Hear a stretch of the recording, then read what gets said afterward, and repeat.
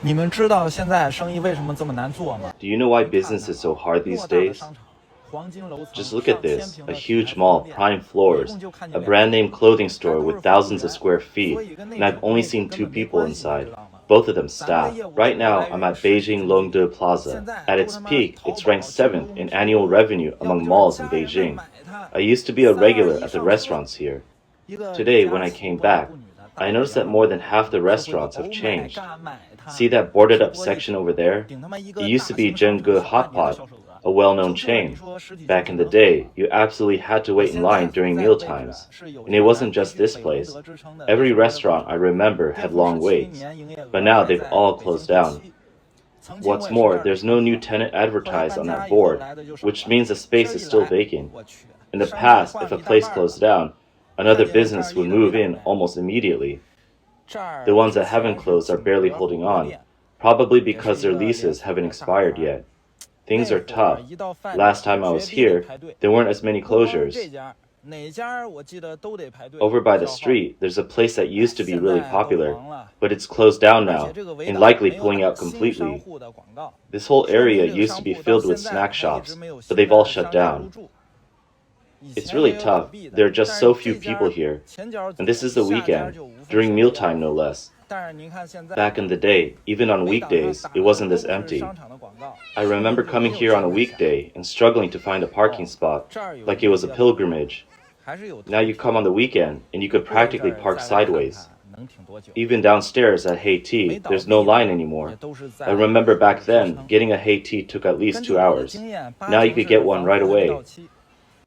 The blogger concluded that the fundamental reason business is struggling is due to reduced demand and an overall economic downturn. Quanjude, a famous Chinese restaurant brand, reported a loss of 260 million RMB last year. Even the 238 RMB Peking duck isn't selling anymore. This 157-year-old iconic Chinese brand is sinking deeper into financial trouble. Another well-known brand, Tianjin Goubuli, charged 120 RMB for a basket of buns and 58 RMB for a plate of peanuts. Due to these sky-high prices and poor taste, it has gone from Goubuli, meaning dogs don't care, to renbuli, meaning people don't care. Its stores are closing down one after the other. As for Donglaishun, famous for its lamb hotpot, most of its locations now have an occupancy rate of less than 70%. This is the current state of the restaurant industry in Beijing. People don't have much money anymore, so they've downgraded their spending and are no longer willing to pay for brand name premiums. Some analysts suggest that the wave of closures in the restaurant industry, especially among high-end restaurants, isn't just due to reduced spending. Blind expansion and excessive rental costs are also major factors. In 2023, there was a surge in restaurant openings across China. That year, 3.18 million new restaurants were registered, while 1.4 million shut down, double the number from 2022. Many Chinese restaurant brands set ambitious 10,000 store goals, but behind this frenzy of expansion was a misjudgment of the speed of economic recovery after pandemic restrictions were lifted. As the real estate market collapsed, the stock market tumbled, businesses folded, and waves of layoffs and unemployment surged. The steep economic downturn made it inevitable that these newly opened restaurants would face losses, closures, or vanish entirely. Additionally, high rent costs have turned countless restaurant owners into laborers working just to pay their landlords. For example, in Shanghai, a noodle shop owner has to sell 100 bowls of noodles a day just to cover the rent, and 150 bowls to start making a profit. After 6 months, most of the income has gone to the landlord. This situation is a snapshot of the struggles faced by restaurant owners nationwide. Although property prices have dropped, commercial rents continue to rise. In the first half of this year, rents increased on 69% of shopping streets in first-tier cities, and 58% in second-tier cities. Most store owners, facing these high rents, find it hard to stay afloat, even without rent increases. So why do so many landlords prefer to see their stores close rather than lower the rent? The reason is simple: because they bought the properties at high prices. Lowering rent would make it nearly impossible to recoup their investment. A blogger mentioned that when they returned to Beijing earlier this year, the most striking change was how much emptier the city felt. Almost all the nearby malls were half empty. Half the stores were vacant, and the number of shops selling clothes, shoes, and bags was dwindling, while restaurants were taking over most of the mall spaces. This indicates that people are cutting back on spending in all areas except food, and when they do eat out, they're opting for small, affordable restaurants. High-end dining has already been pushed out of the daily consumption habits of many Chinese people. This trend is now reflected in the latest data from the restaurant industry. According to the Beijing Bureau of Statistics, in the first half of 2024, the revenue of large-scale restaurants in Beijing reached 49.2 billion RMB, a year-on-year decrease of 2.9%. Meanwhile, total profits stood at 180 million RMB, an 89% year-on-year drop, with a profit margin as low as 0.37%. Looking at restaurant categories, revenue from full-service restaurants in Beijing dropped by 10% year-on-year in the first half of the year. Among the 2,100 full-service restaurants, which are the backbone of the industry, collective losses reached 76.5 million RMB. Other types of restaurants lost 23.2 million RMB. Fast food services posted a profit of 240 million RMB, down 50% year-on-year, while profits from beverage and cold drink services dropped even more drastically, down 86% year-on-year. Other sectors, including fast food, beverage and cold drink services, food delivery, and catering services, saw revenue growth. However, behind this revenue growth was a sharp decline in profits. The restaurant industry's profits have plummeted by 88%. This isn't happening just anywhere. It's in Beijing, the city where wealth and power are most concentrated in China. In a country like China, where social connections are crucial, almost every business deal requires dining out, sometimes even more than one meal. So if even the large restaurants in Beijing are struggling to make money, you can imagine the state of the restaurant industry in other cities across the country.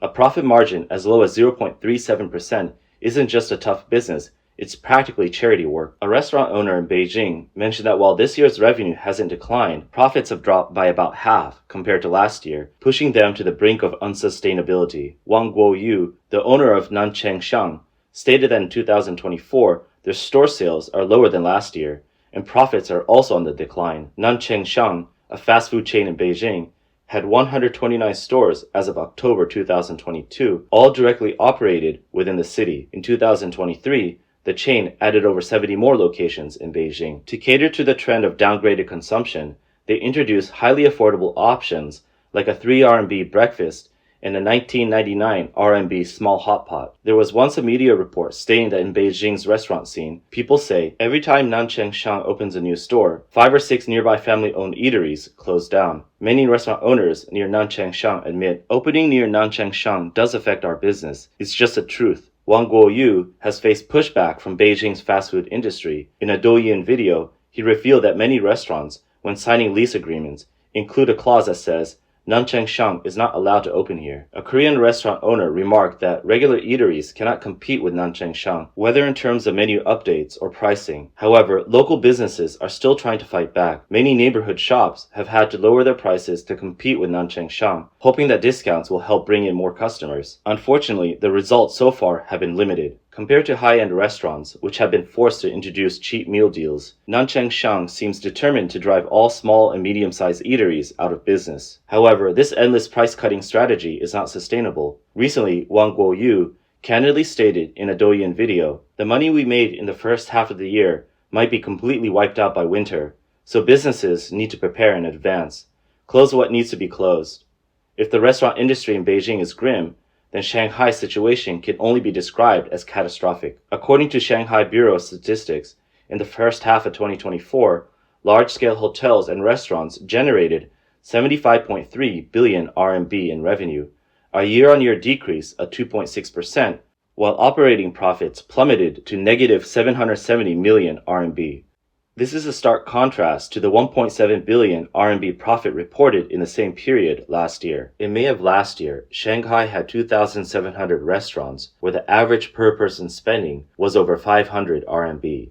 But by July of this year, fewer than half remain in business. Even more shocking, many of Shanghai's top-tier prestigious restaurants have shut down. Some landmarks of high-end dining in Shanghai have all closed. Bund 18 had an average spending of 1,580 RMB per person. The top Sichuan restaurant Minglu Chuan had an average of 2,300 RMB. Sushi Shin at Bund 27 was averaging 2,000 RMB. Yuzu Lin averaged 1,900 RMB.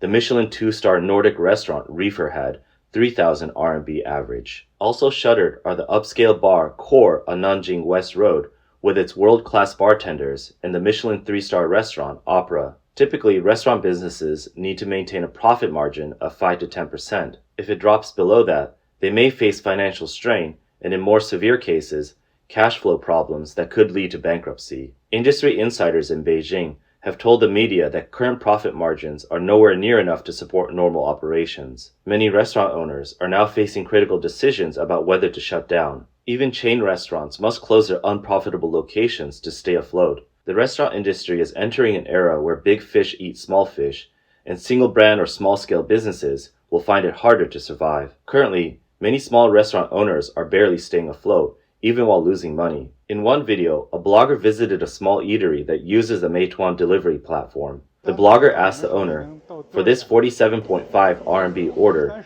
how much do you actually make?" The owner responded, 31.9 RMB. Shocked, the blogger asked, "So the platform takes the rest, and you still have to pay the delivery fee for the driver?" The owner replied, "Of course, we lose 2 RMB on every order we take." The blogger, stunned, asked, "You're losing money?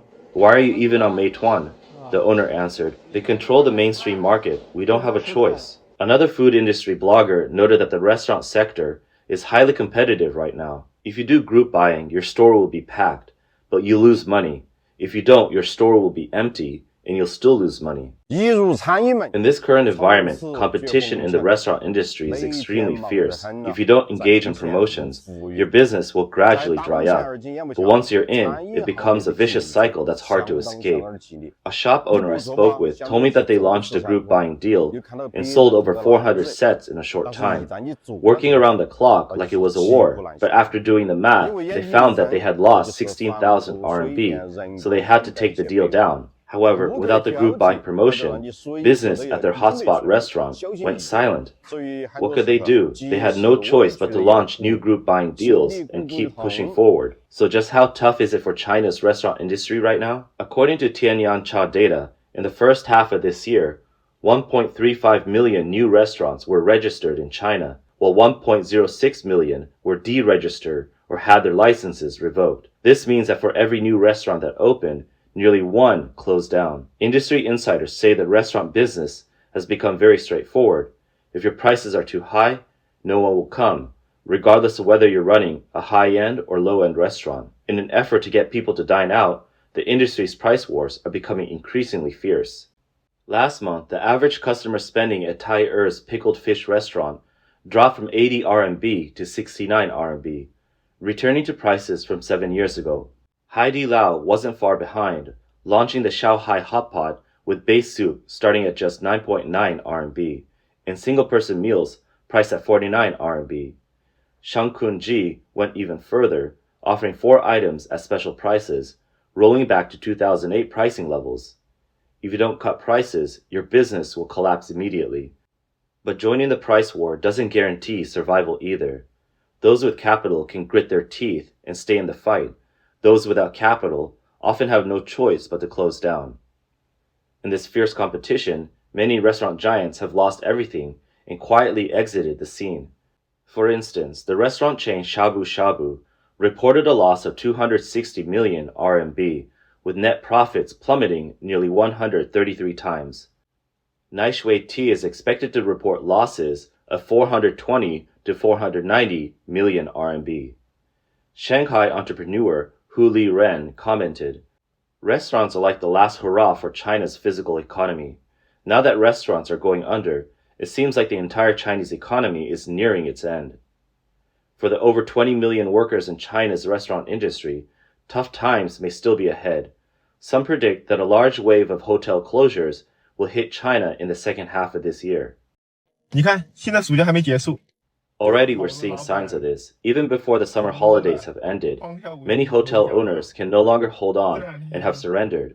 In just the past few days, I've received messages about more than a dozen hotels being up for sale.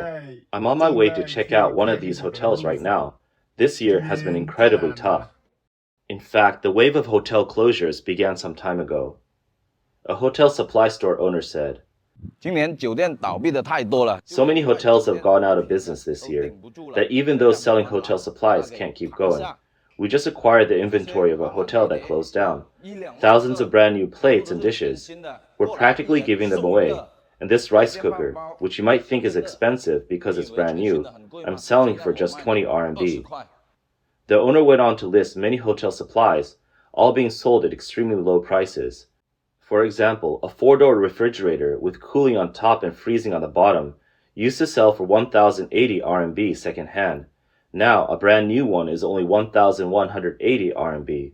There are also cabinets, trolleys, wine glasses, ashtrays, shelves, vacuum cleaners, stainless steel sinks, all brand new, all being sold for next to nothing.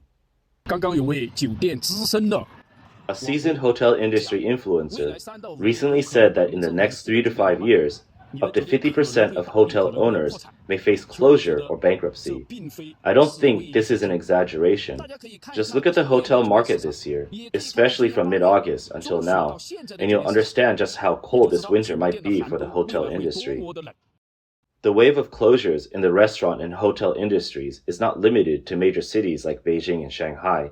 It is happening across China, including in popular tourist destinations. In the past, places like Dali and Lijiang were the go-to vacation spots for the middle class.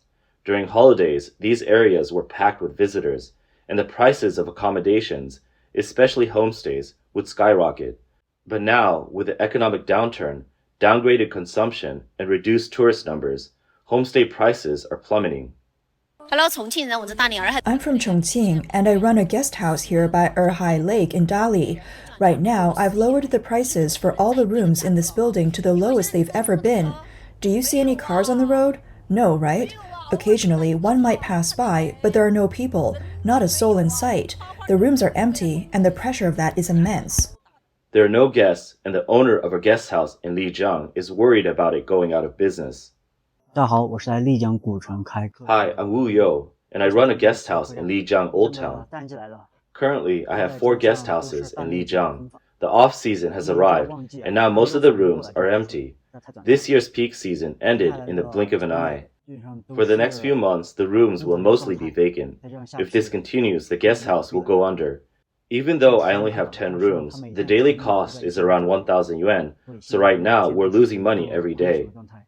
A resident of Beijing mentioned that the city's economy is clearly declining. After the pandemic restrictions were lifted, there was a wave of closures, especially this year, with many people losing their jobs. One video blogger revisited the Bairong World Trade Center in Beijing after 10 years and was struck by the difference. 10 years ago, it was bustling with people, but now it's eerily quiet, a far cry from its former glory. This is a large shopping mall in the suburbs of Beijing. Despite its vast space, it's eerily empty, with everything you could need, except people. Just a few years ago, this place was bustling with life, but not anymore. A Beijing resident commented that big malls are now mostly deserted, with few shoppers around. They share their experience of visiting a large supermarket on New Year's Eve and seeing only a handful of people, a stark contrast to the packed crowds of the past. A supermarket worker in Beijing echoed these sentiments, saying business is tough, with fierce competition. If prices are high, customers won't buy, but if prices are lowered, there's no profit. Many businesses are closing down under this pressure. Mr. Chai, a Beijing resident, shared that he has been unemployed for 2 years and has observed that there are very few job openings now. The overall environment is poor, with many commercial spaces up for rent and businesses closing down. In some areas, almost all the shops have shut down their doors, leaving only a few still operating. Mr. Chai estimates that about half the people he knows are unemployed and many are struggling. So why aren't even the wealthy spending anymore? When the economy enters a downturn and uncertainty about the future grows, even the wealthy start to cut back on spending. A 40-year-old white-collar worker in Beijing explained that despite having a stable job and side businesses, the uncertainties of life have led her to reduce her spending. Every day something new happens.